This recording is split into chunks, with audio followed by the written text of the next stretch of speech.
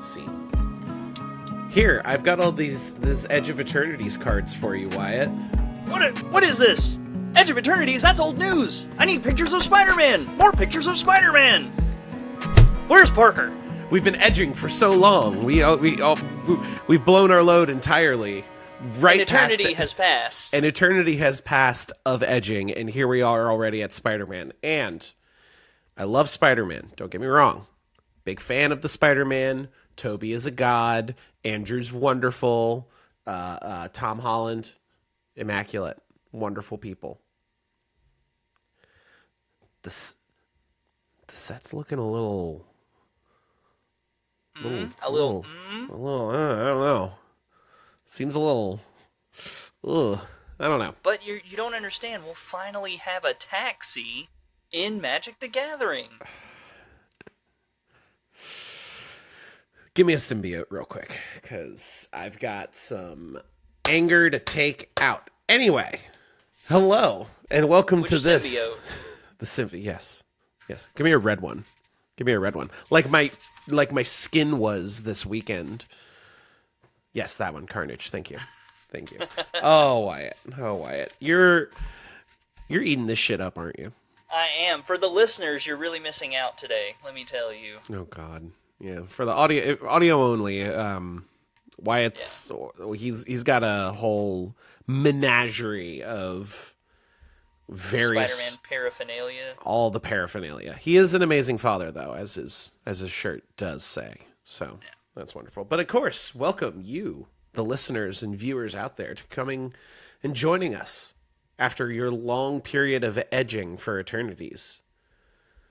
On this, the Lord's 97th episode of the Duels and Mana Dorks podcast, a Magic the Gathering podcast. I am your host, Connor, here with Wyatt, a.k.a. the typical Gemini himself. Wyatt, how the hell are you? It's been a little while. It has, and you know what? I gotta say, this southern heat is not a joke. It ain't it, man. It's not it. You were talking about sunburn. I felt like I was drowning today in my own sweat. I feel like I'm still a little red. Like you can, I don't know if it comes through on the camera, but I am still. I was sunburnt on We're recording this on Thursday. I was sunburnt on Sunday, and I'm still red. You look great. The camera loves you. I feel like death incarnate, because I was in Carnage. In Carnage, indeed. Oh God, it's gonna be all episode with you, isn't it? So the swim team I coach, we had our championship meet for the summer. It was wonderful, great outdoor pool, a lot of fun, like thunderstorm delays that we had to deal with. Totally reasonable parents. Of course, that's one thing parents are known for. He said sarcastically. And we did have a 9 and 10 parent. Like we were at like a bar grill getting dinner after Saturday's finals, which got rain delayed. And a 9 and 10 parent saw us all over there sharing a beer tower, and then sent another one over to us right as we were paying our bill. And we were like, fuck. Like, shit, we just got done with this first one. And now we get it. So I come off of this weekend hungover, sunburnt as all get out, upper respiratory infection from being around a lot of people. I woke up on Monday, I felt fantastic. Went to work, and about halfway through work I wanted to kill myself. So instead, I went to sleep, and when I woke up, I felt worse, and I was like, "Ooh, I need to call." That's never good. I'm gonna call off work tomorrow, and so we've delayed the recording of this podcast to coincide with that. Which, frankly, I think has ultimately been for the best. We would have missed all of the news that broke like today and yesterday. Yeah, it's very serendipitous in that regard. Always. We've got, of course, Edge of Eternities edging right into pre-release, but we don't got time. Past us. It flew right past us. We don't have time for it because we also have Spider-Man spoilers. But the big meat, the big potatoes for the meat that is Spider-Man is the quarter 2 earnings, where we realized that Final Fantasy was not only just the best-selling Magic set of all time. It was fucking stupid how well it did. Yeah. Who could have guessed? Who could have seen that coming? It's not like they said that on a call. Frankly, that was a called shot. It was a called shot. We didn't know to the degree that, and frankly, I kind of want to give them a pass on the whole like availability thing, because like, I mean, we'll get into all of that. But if there's one thing that we are known for, okay, it's edging. Yes. Totally an eternity Notorious. of edging. Yes. We are not jumping right over the edging of Eternities. We're gonna marinate in the edging for a little while. I'm gonna stop eventually with the edging jokes, but we're gonna keep them going for as long as we can. It hasn't lasted long enough for me to get bored with it yet. So we haven't edged enough. Frankly, I mean, hey. Listen, I'm not saying. Yeah. Okay, no.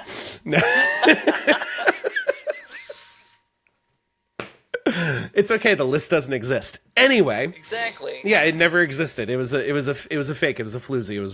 It was nothing. Yeah. Pay no mind to the bottles of whiteout that you can find in the dumpsters behind the White House. Anyway. Let's talk about Edge of Eternities, because we have the full set, we have the full deck lists for the commander decks. We see what the entirety, the vision of the Edge of Eternities is. What are your like top level thoughts on Edge of Eternities? I was right about the lands. Let's get that straight out of the gate. Yeah, I was right about the lands. Gaia's Cradle, Tolarian Academy. Nailed it. The white one and the black one doing cool things, and the red one's just like, hey guys, I'm here too. Look at me, I'm the red land. That one was super disappointing, and to like called shot and a half, man. And to put a cap on it, just to put like the topper of it all. When I made a video about it, people were commenting like, "Oh, well, it's for the commander deck." I'm like, if it's for the commander deck, why would you put it in a standard set? That doesn't make sense. You know this wonderful product that exists? The fucking commander deck that it would go in. At least, like... But I will say, man, they toned... Also, another thing, they toned way back on the legendary creatures this time around. Oh, well, they've heard the complaints about legendary creatures and having way too many of them. I don't know if you heard this. I actually think they toned way back because they were like, okay, guys, we're going to go Final Fantasy, which is chock full of these legendary creatures. Edge of Eternities, we're going to do maybe 5, 6 or something. We're going to keep it real low. Yep. Because Spider-Man's coming right after that, and it's going to be nothing but legendary. Well, that's exactly why it's happening in the first place. Like, they have commented on the fact that they've heard the complaints that there's way too many legendary creatures. It's hard to keep up with for commander players. They understand that. And so we kind of saw a reduction of that. Not really in Tarkir Dragonstorm. We saw a bit of a reduction of that in Ether Drift. Tarkir Dragonstorm had a fair number of legends in it. Mm-hmm. But really starting with Edge of Eternities, they're like, all right, let's tone down the legends. Because they've seen the numbers of legends they print every year, and they're like, it's ballooning up. And we're not going to not have legends all over the place for Final Fantasy and Spiderman and Avatar: The Last Airbender and whatever. And any future IPs we do, you know, the X-Men, they're probably going to have some legendaries. All the Marvel crossovers, every single one of those fucking characters is going to be a legend, and a lot of them are going to have multiple versions. And I get it. Okay. Maybe we should all just accept that legendary creature doesn't really fucking mean anything anymore.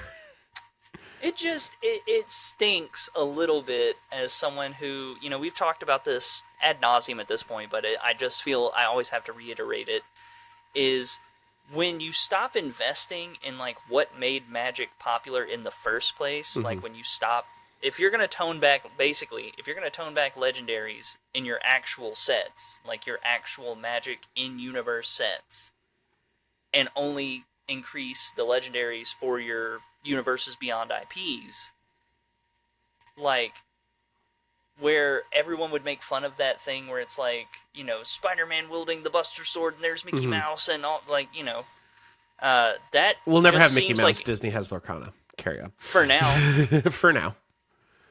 As long as Lorcana is... money talks. 200 million. Okay? Money do talk. I don't think Lorcana's making 200 million. But either way,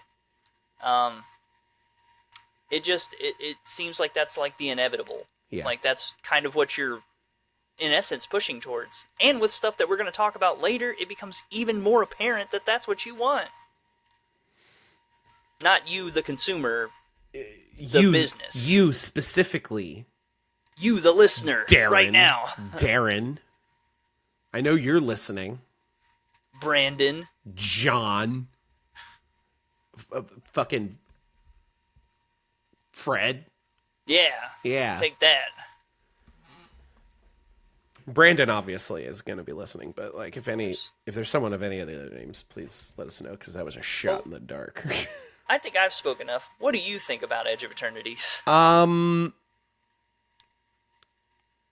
forgot it was happening. Fair. So Fair. Wizards did too, apparently. let's go on a little journey here. Okay. A little walk, if you will. We recorded the last episode of the podcast, and my mind immediately went to, I have swimming championships that I have to deal with, and then I came back and then I was sick, and then I've been in like Gen Con packing mode, planning for that, getting the decks I want polished up, nice and finished and ready to play. Gen Con. Pull out. Go find Connor while you're at Gen Con. Please do. Tell him what's up. Please do. Find all of the cards that like I want to turn in and donate, stuff that or donate or trade in or whatever, what have you. Gonna try to pick up some boxes of Final Fantasy while you're there? No, I'm done with the Final Fantasy boxes. I'm done. A collector booster? You finaled your last fantasy. I might find a collector booster. Just one. I'm hopeful. I signed up for the Gavin Verhey Unknown. This is a side tangent. Signed up for the Unknown event with Gavin Verhey, and it's $80. Basically, he gives you a bunch of packs and then tells you what you're playing. I'm hoping that one of the packs is a Final Fantasy collector booster. I think that'd be pretty cool. Though I also understand if that isn't the case, he usually does something current. It'd probably be an Edge of Eternities collector, whatever. Or Spiderman. Or it's not going to be out for a while. We've got at least a month before it's out. I had a thought, and you crushed me. You crushed me under the thought. Okay. So I'm packing stuff for Gen Con. I'm getting into the brain of like, okay, if I shit my pants twice a day, how many pieces of underwear do I need? If I get a half day on Thursday, like so I'm like 10 pairs of underwear, you know, just in case. I haven't shit my pants once in like 3 years. So but you don't want to perpetuate the Magic stereotype. Exactly. You got to come prepared. They got all this kind of stuff. Sit down at my desk. I start putting together the stuff, and I was like, oh. Pre-release tomorrow. So I hop on the old Discord and I sign myself up for a pre-release event at my local game store. And I began to like kind of cursorily look over a lot of the Edge of Eternity cards for the first time. Yep. And thoughts? Warp is awesome. Yes, it is. We discussed Warp a fair bit in the last episode. I think it is banging. I think these spacecraft are ultimately going to be overcosted and take way too much investment to do basically anything useful, except for a couple that have like low charge count requirements to turn on. And I don't know. Planet Lands are pretty cool. Some of them are pretty cool. Yeah. I kind of wish they had more multicolor ones, frankly. Well, that'll be Like the some next taps. Eternity. Yeah. The after edging. Yeah, the bust of Eternity.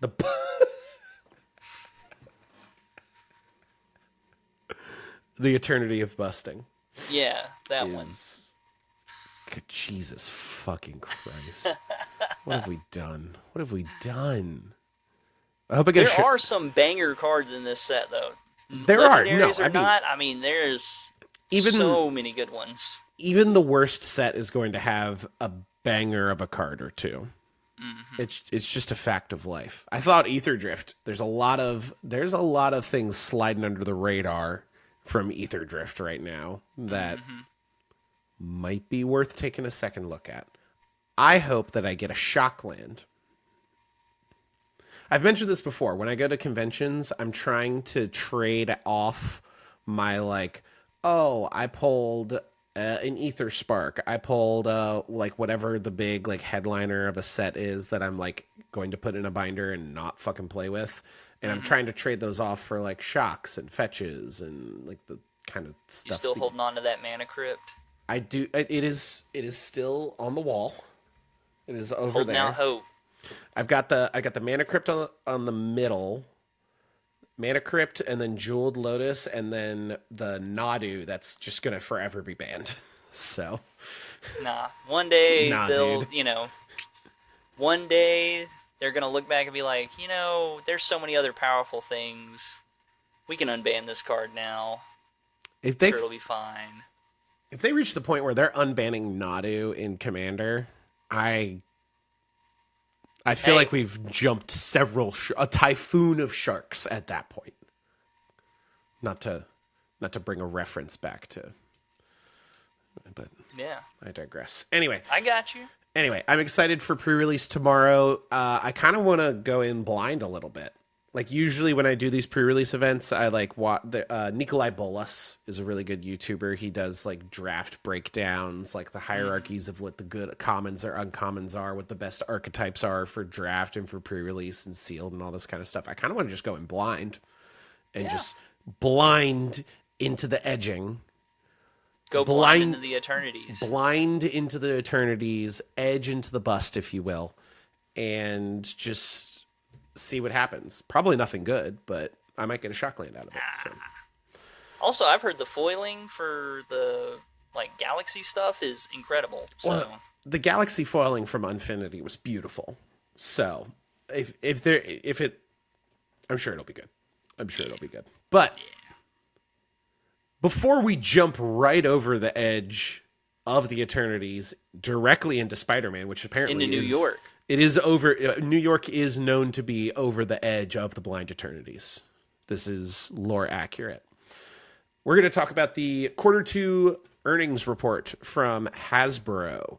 Got some very interesting statements from Christopher Penis, as we know him. Chris Cox, the CEO of Wizards of the Coast and Hasbro. I can't speak. He's the president. He's the CEO of fucking Hasbro. CEO entrepreneur,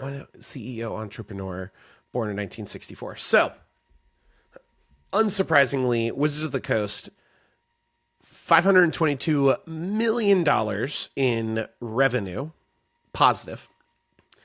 Consumer products non-related to Wizards of the Coast and digital gaming, $442 million. That is a 16% loss as compared to the previous fiscal year. Entertainment, $16 million, barely making a budge. Hasbro on the whole up $981 million in revenue, which is down 1% from the last time. Basically, entertainment's breaking even. Consumer products and corporate are losing money. Corporate always loses money. And Wizards of the Coast is propping everything up because, of course, they are. Right. None of this is surprising. None of that is, frankly, interesting. It's exactly what we would expect. Mm-hmm. What is interesting is Wizards of the Coast revenue drivers. Year to date, 28% growth in Wizards tabletop gaming, and a 2% loss in Wizards digital. Now, that does include D&D products, so it does include things like D&D Beyond, the entire loss of their virtual tabletop initiative that they were going for a while. And then digital licensing up 2% on the year, though in quarter two down 3% just for that quarter. Total revenue increase of 15% in quarter two. Healthy numbers all the way around, but the entire operation at Wizards of the Coast is being held down by the entire rest of Hasbro. How long do you think they can keep doing this? Like, they're not going to have Final Fantasy every year. This is an outlier, and it is. We'll get into some of the Final Fantasy specific statistics here in a moment, but are you concerned by the numbers, Wyatt? The only thing that I'm kind of concerned with is, will Wizards ever try to, like, buy themselves out? Like, will they try to go solo? Will they break away and go back to being their own thing? Because I think that, honestly, that's probably what would be best for them. What it seems to me is that Hasbro is really leaning hard on Wizards of the Coast to stay in the black, and the problem with that can only will be felt almost exclusively by Magic the Gathering players, because that seems to be their biggest juicer. No, they're squeezing the juice right out of Wizards of the Coast, and the problem, Wizards not going to buy themselves out. They don't technically own anything. Hasbro owns everything. This was a while ago, there was like a watchdog investor group that was trying to like hostily buy themselves into the boardroom at Hasbro by buying stock to try and push them to spin off Wizards of the Coast, kind of like chop off the dead limb so that a healthy one can survive kind of vibe. That didn't end up going the way that they needed it to. Unfortunate. But at a certain point, if your other products aren't doing well, you're not going to just hold on to them to your dying breath and just drag everything under. They're just going to start chipping away at basically everything until they have a small like toy line for the IP that they own. Yep. And then Wizards of the Coast are going to be like all they do. Notably, Monopoly Go has been making them a lot of money. The Monopoly app. Yep. Very, very popular. Love a Monopoly. Is very popular. My wife plays every night. Well. Well. We have a way to get her into the Magic. Then we just got to go through the Hasbro pipeline. Fuck. No. The closest they ever came to getting her was the Evil Dead Secret Lair and the Chucky one. So therein lies my next point here, and I'm holding you off on the big one here. Chris Cox specifically said that they are engaging in initiatives to bring more women into Magic the Gathering as well. Whoa. Isn't that crazy? What, they didn't want a total sausage fest? No. The main thing that he brings up is women make up roughly 30% of the player base, which frankly is more than I would have guessed, honestly. Yeah, for sure. Which is very good. And they would want to see that percentage increase over time. To accomplish this goal, he stated Hasbro is, quote, looking at IPs that could have some resonance there, end quote. Specifically, Cox highlights romantasy genres, as well as, quote, looking at K-pop bands, nothing is off the table. Chris Cox knows two things about women, all right? They love romantasy, and they love K-pop, all right? This is going to bring them in, guys. Now, I know the K-pop audiences. I know several people that are in the K-pop audiences. They are all women. We had Hatsune Miku, which had some level of success in Secret Lair form. Yep. I think romantasy stuff would be like totally appropriate for Universes Beyond, quite frankly. You get into the specifics of it all, you know, and it's like I really don't want a Twilight. We don't need a Twilight here.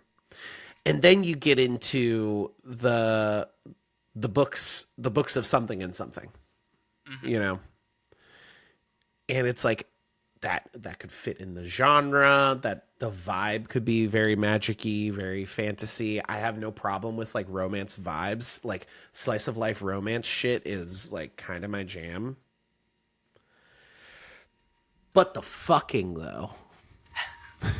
You know where that kind of writing fits in really well? In your own story.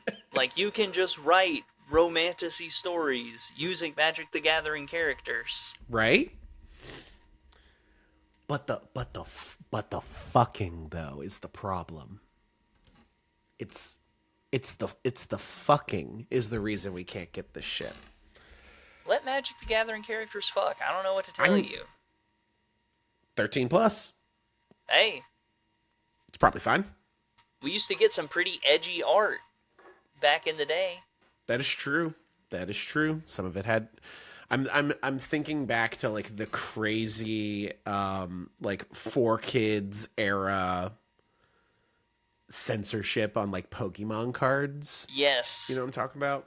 Yeah, I know exactly what you're talking about. There's like a Misty that was like naked holding a Staryu. I remember very vividly. And they're like, I always we're thought not doing Sanji that. from One Piece was eating a sucker. Oh my Only God. later did I find out he was smoking a cigarette. So, That is true. That is true. That is true. censorship. How long until we get the One Piece set? It's coming. I'm telling you, we will get something. An anime set is coming. It has to. It will be here at some point. It has to come. It has to. We haven't had a big Universes Beyond anime thing, and it's frankly overdue. And they've already dabbled in the anime style art. They know that people clamor for it. The thing is, what will be the first anime IP? That's what it comes down to. Well, I mean, if they're gonna aim for IP, they have a good track record to aim for the big ones. So they're gonna aim for One Piece. They're going to aim for Naruto. If they get a Naruto Magic the Gathering set, I swear to God, I'm going to You're find. gonna be celebrating with joy. I'm going to find Chris Cox and I'm going to beat him senseless by throwing my money at him, and buying a lot of product that I shouldn't be. I think that's probably the more likely thing, because until the One Piece TCG, maybe That's because it's not doing poorly or anything. You know? No, it's not. The problem with the One Piece TCG is it's not in an echelon high enough to really give itself the justification for not including it. Because you think it's Magic is the big one that people play. Flesh and Blood is popular for playing. Yeah. Then you get into like the ones that are lesser played, your Pokemons, your Yu-Gi-Ohs, your Digimon, Universus, Lorcana. Lorcana's pretty popular, though it's been waning quite a bit from what I can tell. And then you get into the obscure anime shit. Which, by the way, a lot of these anime properties have licensed themselves out to Universus already. Like Attack on Titan was a partner with Universus for a little while. And I don't think they have exclusivity or anything. So, hey, I'm just saying that, what will be the first? I think Naruto is a pretty good one. I could see Dragon Ball Z. My Hero. My Hero for sure. Yeah. That's a big one.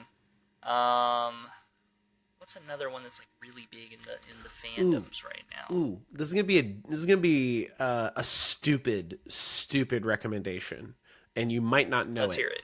Agretzko. Okay, I have no idea what that is. Agretzko's like this like anthropomorphized animal Netflix thing where this like woman works in an office and okay, yeah, I know exactly what you're talking about. blows off the steam. She blows off steam by going to the karaoke bar and singing death metal. Yeah. Okay, I can see That'd be hilarious. Makes no sense whatsoever. Anyway, the little egg guy. Yeah, that's everywhere. Oh yeah. This is the world we've come to. We've come to. I still think we have a couple years. I still think we're a little bit of ways away from an anime set is the problem. If we don't have an anime set by the end of 2026, I will be surprised. Really interesting. I think that they've realized how much money these things can generate, and they're like, okay, guys, all right, we got Final Fantasy, we got Lord of the Rings. What's another thing that these nerds fucking love? Oh, anime, great. Let's find an anime. Let's get that in there. No, I want to believe. I think we're just a little bit off. Well, believe it. Fucking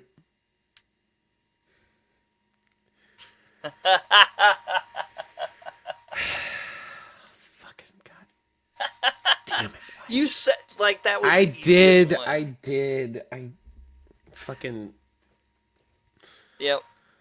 Fucking high-cued Venom my ass. dunking on Spiderman right there. Yeah. Anyway, I'll end this conversation of Universes Beyond with a quote from Christopher Penis. Quote, "We feel pretty darn good about Universes Beyond lineup we have set for 2026 and 2027. Ellipsis. We feel pretty good about the brand collaborations and first-party sets we have next year in terms of being Final Fantasy-like, in terms of the types of players and the size of community and the adjacency we have." End quote. So now you have to start to think about what fandoms have that same kind of breadth and veracity that the Final Fantasy fandom has. And Kingdom Hearts.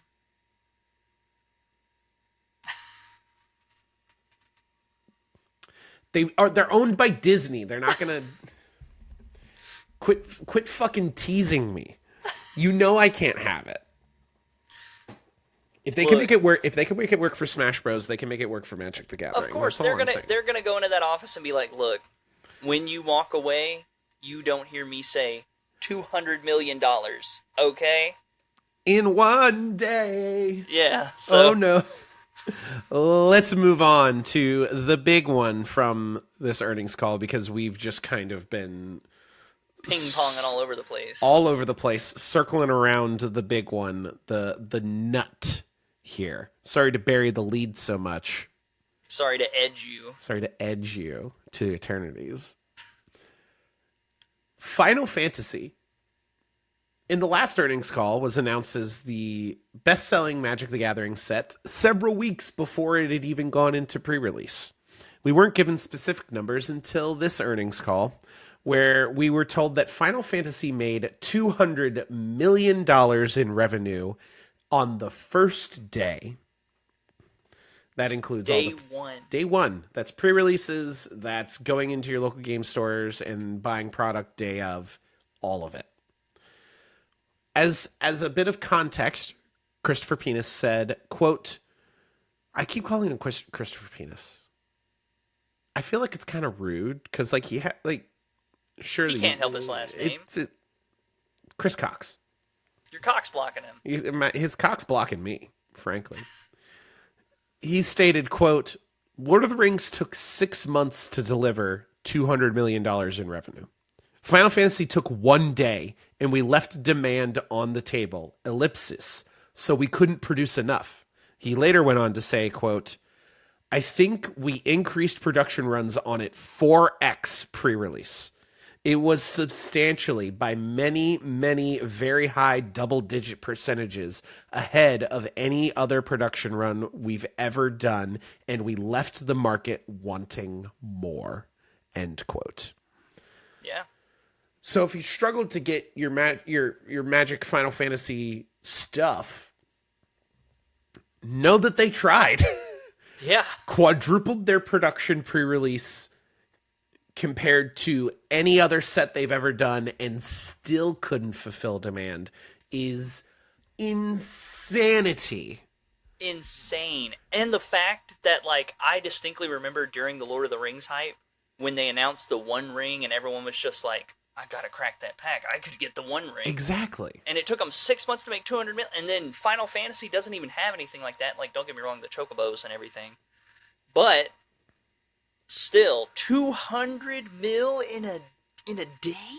One day? The fucking Surge Foil like face commanders in the alternate art from the collector boosters are going for like $900. Yeah. The Final Fantasy collectors lost their fucking minds with this. And when he says, we feel pretty good about brand collaborations and first-party sets we have next year in terms of being Final Fantasy-like, in terms of the types of players and the size of the community. I can't even fathom another community that would be as big as Final Fantasy and give you, like, the rich whatever you're looking for. Like, no other game comes to mind. NFL crossover. That would be insane. I'm gonna play my commander, Joe Madden. I'll cast Joey Burr. I'll activate his touchdown pass ability by tapping him down. Oh yeah? Well, I'll block with Tom Brady. But, like, that's the kind of insanity that we're talking about here. Like, Yeah. Obviously, the NFL makes way more money than Final Fantasy. But in terms of, like, does anything come to mind for you, like, outside of that? I want you to think of one game that could even come close to that. Like, everything that I think of is you would have to go with, like, the huge, like, if they went to Sony, like, maybe God of War. All right, there were two that came to mind for me. Mario? But both of them are, like, so far. Ooh, Mario. Mario could be one, but their fandom isn't as, like, voracious as the Final Fantasy fandom is in terms of, like, collecting shit. I mean, they are, but they're not, like, losing their shit over it. Right.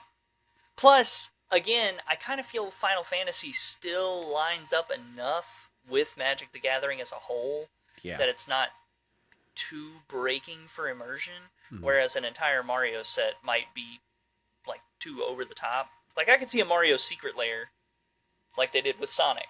Yeah. But I don't know about a whole set. A whole set, though, hear me out. Oh, God. Elden Ring.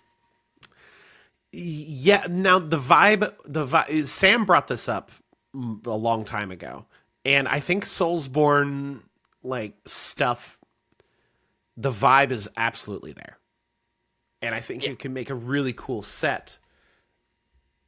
And one more for you. The size not Elden Ring, Elder Scrolls. Again, the problem is that with those specific ones, the communities are much old. Like, the community for Elder Scrolls is much older. Mm-hmm. And then the community for, like, Elden Ring Soulsborne stuff, it's big, but that's what I'm saying. Like, these are the two that come to mind when you're trying to find something that's comparable to Final Fantasy. My brain goes to, like, because when I think of Final Fantasy, I think of Japanese role-playing game. Mm-hmm. And so my brain goes to other Japanese role-playing games. Yakuza, even though you don't think of it as a Japanese role-playing game, it kind of is. The Legend of Zelda. I could see that working. That's your Nintendo crossover where the vibe is kind of on the Magic theme. Castlevania. I personally would love Persona, but that's also kind of not on the vibe as much, leaning more toward the anime. But At this point, we're just kind of speculating. Yeah. These are all speculations. He obviously doesn't go into any specifics, but the fact that he says the Universe is Beyond lineup, which, by the way, is 3 sets per year. 3 3 whole sets. For 2026 and 2027, he feels very good of bringing them. And he might just be, like, talking at his ass, obviously. But maybe. I think... Because the only other thing that I could think of that would even come close to a Lord of the Rings, Final Fantasy type crossover where people just go ballistic would be maybe Marvel or Star Wars. I could see Star Wars or Star Trek even. Star Trek's not going to have nearly the size. I think Star Wars, but then again, Star Wars has their own TCG. They do. And Star Wars is owned by Disney. But it would get their foot in the door with Disney, and they'd be like, look at this money. I think if we were going to see that, we were going to see some kind of tie-in with Edge of Eternities.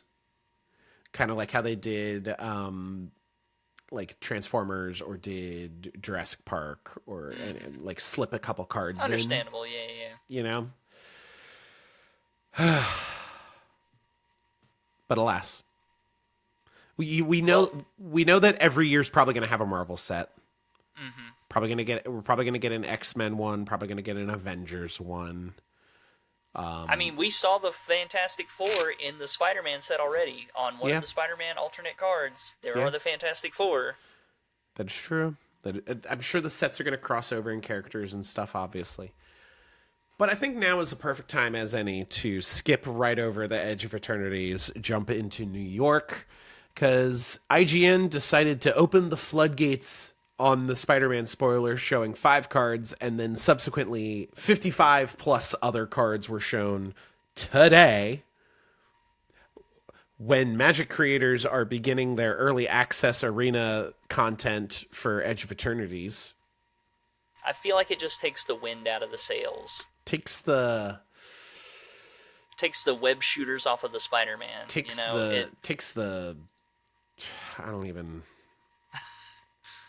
I'm going to go over the IGN cards specifically because those were the first ones that we got a vision of. Of course. And the big one, Peter Parker, the double-sided superhero. 1 and a white for a 0/1 human scientist hero. When he enters, you create a 2/1 green spider token with reach. And then for 1 green, white, and blue, you can transform Peter Parker, turning him into Amazing Spider-Man, which has a mana cost, which I find interesting. Generally, those are... when you transform a card, it doesn't have the mana cost. So presumably you can cast just Spider-Man from the backside. Kind of like how you have the double-sided cards where you can pick the side you cast from.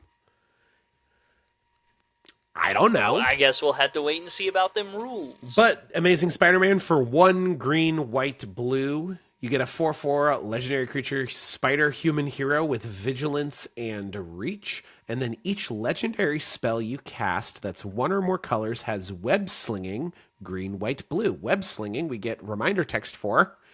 You may cast a spell for its web slinging cost if you also return a tapped creature you control to its owner's hand. So kind of a slow ninjutsu for web slinging. Or you can return someone else's tapped creature. A tapped creature you control. Oh, never mind then. Okay. You control. I thought for a moment we got fucking crazy. I mean, you can steal a creature and then return it to their hand if you so chose. A lot of hoops to jump through. But then we get some cool old art panels from... as alternate art, you're getting comic book panels from the old Spider-Man comics. Excuse me, I had to cough there to clear my throat. The other cards we got were Spider-Man Noir, a mono-black Spider-Man. We got a Ham, Spider-Ham, Peter Porker, Spider-Man 2099, and Spider, piloted by Penny. So Wyatt, what do you like from the Spider-Man set? You can jump into literally any cards you want. You're the Spider-Man here. The Dreadmaw, Colossal Dreadmaw, the Spider-Man commander, the legendary creature, Colossal Dreadmaw. Yeah. So you can play Colossal Dreadmaw as your commander now if you want to. Just casually. Yeah. But the one I'm actually really excited about is Miguel O'Hara. For those of you who have seen the movie, that would be, I think, Spider-Man like 2099. Mm-hmm. The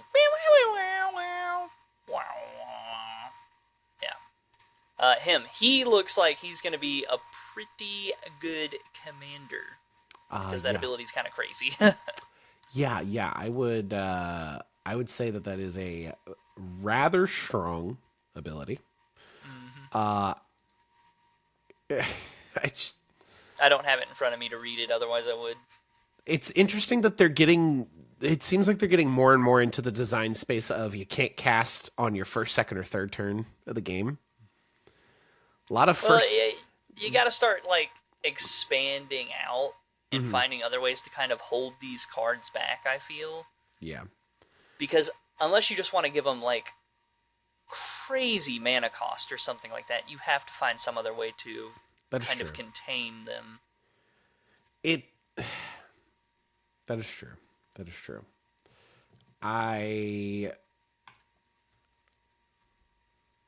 And then there's a card that like doubles all your creatures' power. That one looks pretty cool too. And the taxi and the lands look pretty cool. So I mentioned that I have issues with the energy of this set. Yes. Okay. Let's hear it. And I'm gonna get into it with Aunt May. Okay. For 1 white mana, you can cast Aunt May, a 0/2 legendary creature human citizen. Citizens are returning. Hey. The selfless police captain cannot kill Aunt May. A 1/1 human soldier cannot kill Aunt May. Only the Green Goblin can kill Aunt May. And apparently whenever you gain life, she empowers spiders. So finally a good spider commander. That's just a joke. I've been looking for a real good mono white life gain spiders commander. Yeah. You know, because there are so many spiders in white, you know. Like... I just can't get over it. Yeah. Now, do I think Thwip is cool? Yeah. Like you get like Spider-Man, Spider Bite, the Web-worn Doc Ock, Beetle, Scorpion, Venom.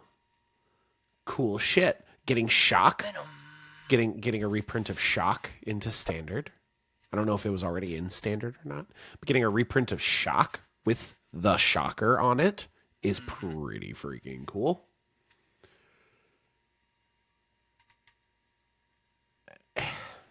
Who I'm truly ready for them to reveal? The Green Goblin. The Green Goblin. Yeah, they're obviously. I know we've already seen a version. I want to see another version. Those scene box cards sucked. I'm sorry. Like they weren't good. They just they could be better. That Doc Ock sucked.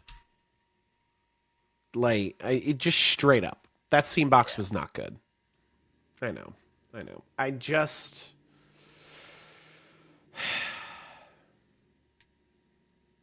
It's okay. You can let it out. We're getting Spider Rex. Mm-hmm. The Spider Dinosaur Hero. The 6 mana 6/6 with Ward 2, Reach, and Trample.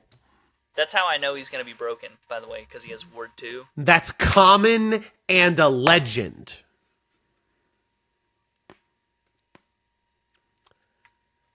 Hey, I can't. did you read the flavor text on it? Yeah. Yeah, I did. The dinosaurs Yeah, friendly? yeah. Yeah, I did. I love Spider-Man. This shit makes me uncomfy. The the angry mob that hates Spider-Man is a creature. Couldn't be me. Like, it couldn't be me. I love Spider-Man. Yeah. Spider-Man's the man. You know, you mess with one of us, you mess with all of us. And like there's some cards here that I want to love. Like Starling looks cool. The like even just commons like Merciless Enforcers. Like yeah, I can get on that vibe. Whoosh, Thwip, the Venom's Hunger, like the Instance, the Scorpion Sting. Like I want to like it. And then I get the fucking masked Meower. Yep. Where you discard a card and sack it to draw a card. What? Mm-hmm. Maybe It's just too powerful. maybe I'm being a little harsh, but like I don't think so. a taxi driver, really?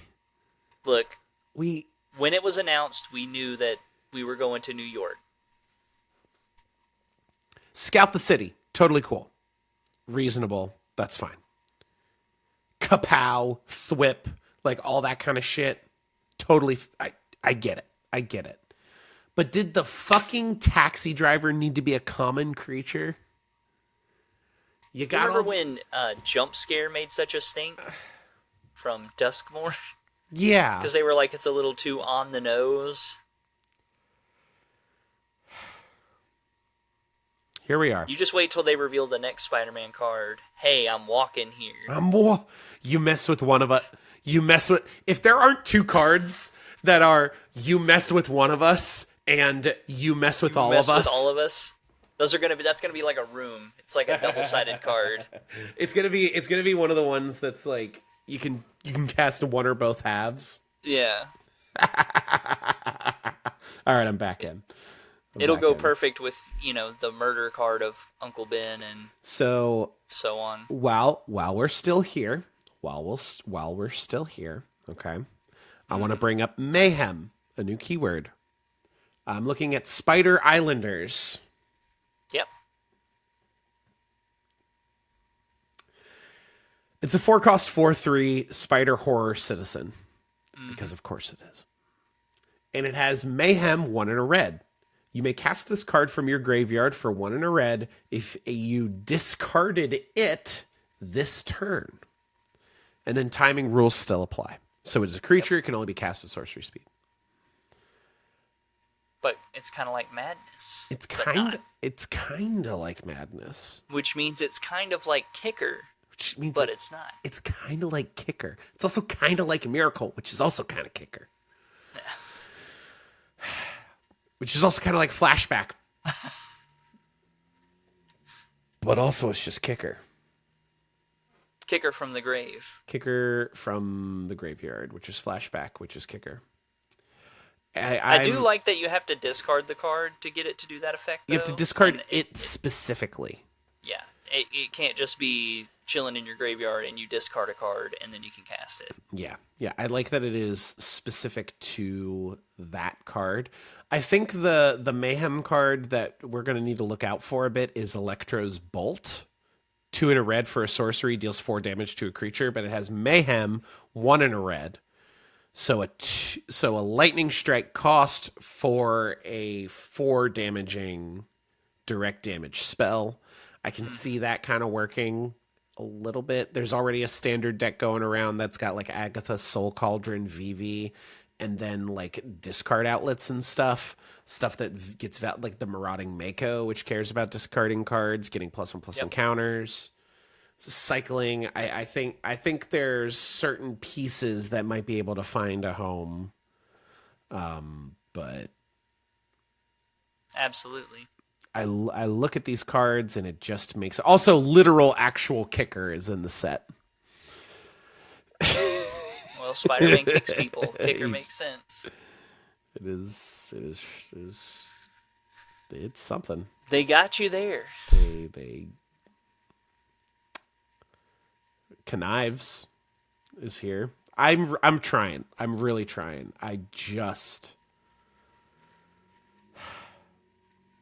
You just wait till they reveal the commander decks, okay? The more I look at it, the more I'm like, no, this is real. This is a real set. And I kind of hate it. It's just going to be one of those things where I've talked about it before, but we're eventually going to reach the tipping point with Universes Beyond, where they just stop being as financially rewarding. Mm-hmm. And then it's going to come a time where you either, you've probably burned through all the really big ones, and now you're left with the scraps. And people just aren't going to get as excited. But hopefully you bring in enough people that when you go back to in-universe Magic products, that they stay. The problem I have is what these spoilers are indicating about how this set, like the design philosophy of it was in terms of references and how they're going about designing cards and characters and putting them into the set. Because I look at like Venom, Evil Unleashed. I look at Spider-Man 2099. I look at like even Spider-Ham, like some of the weird ones. It's like, okay, fun legendary creatures. There's a lot of monocolored legends, which I'm kind of into.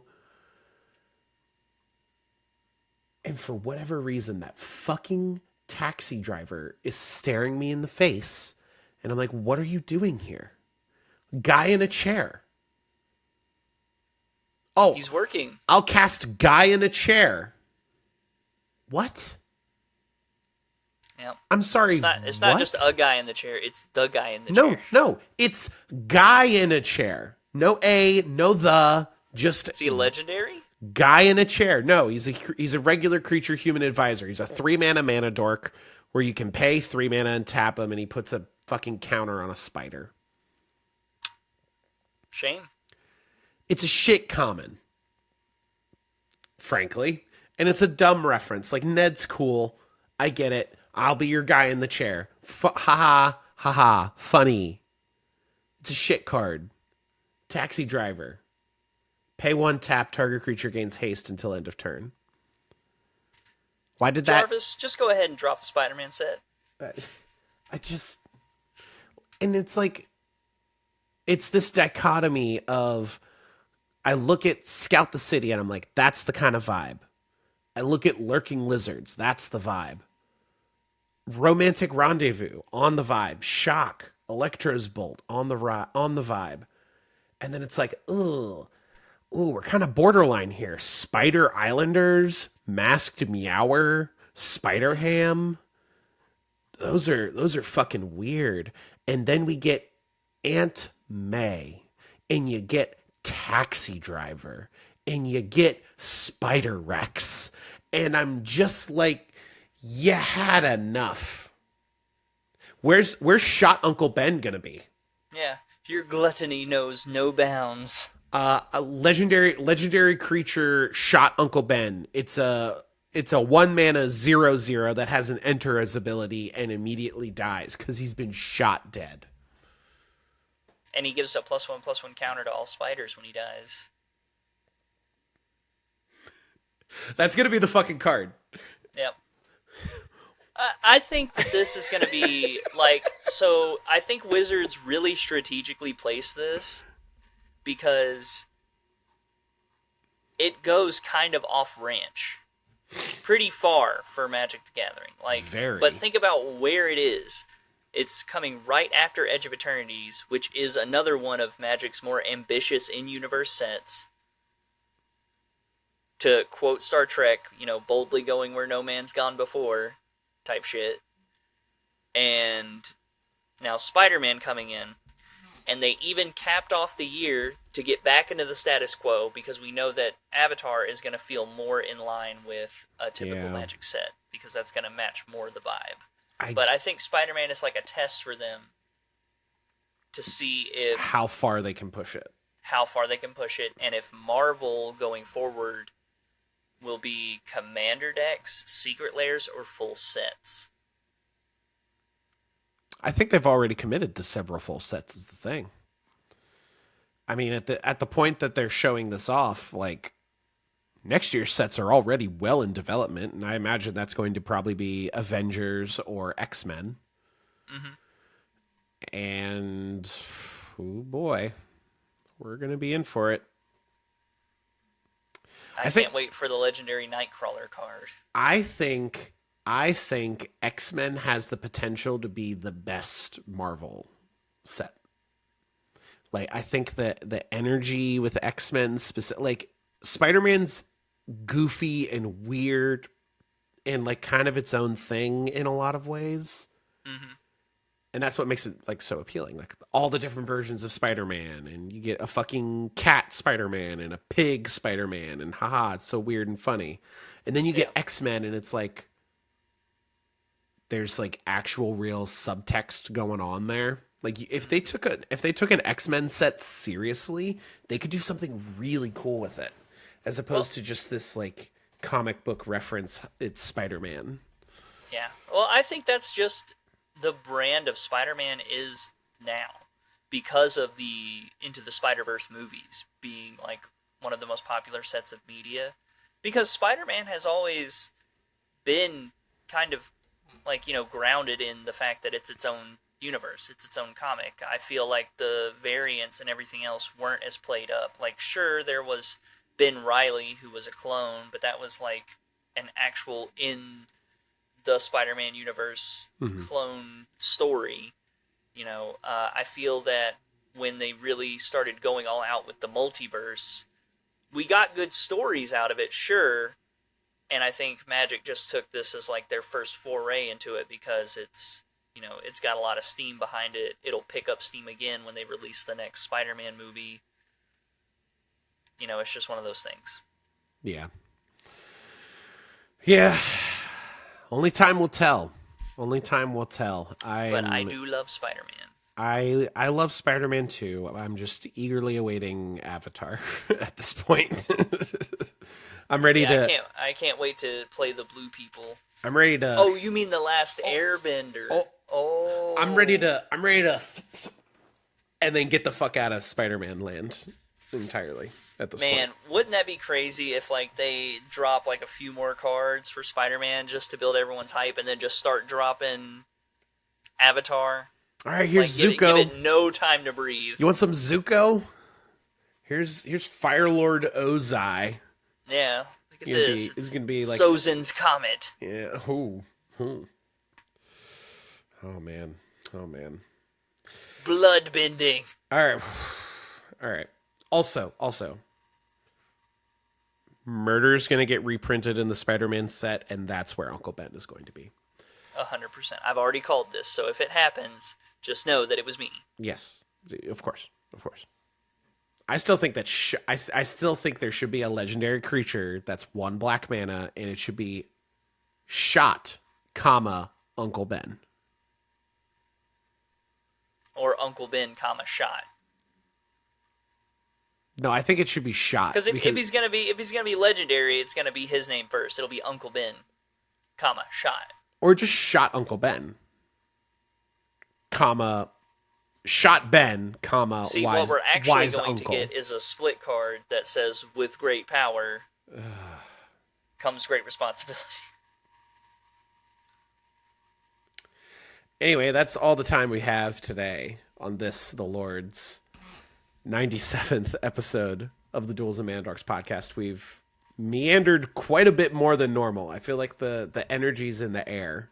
We've really swung through New York. We've really thwipped our last thwip. We've edged our eternity. We've we've edged for so long that we're just thwipping left and right. We're shooting rope.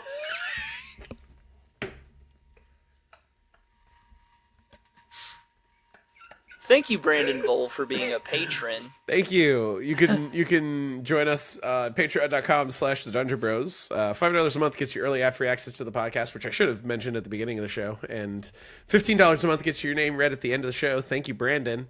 I hope you weren't listening to that in the car with the kids this go around. That would have not been great. Yeah.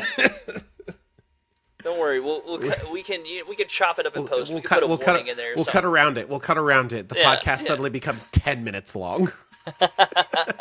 I'll cut out all of the inappropriate shit, and we'll make the podcast a tight 15. It'll be great. Welcome to the Dungeon Bros podcast. All right, and thank you for watching.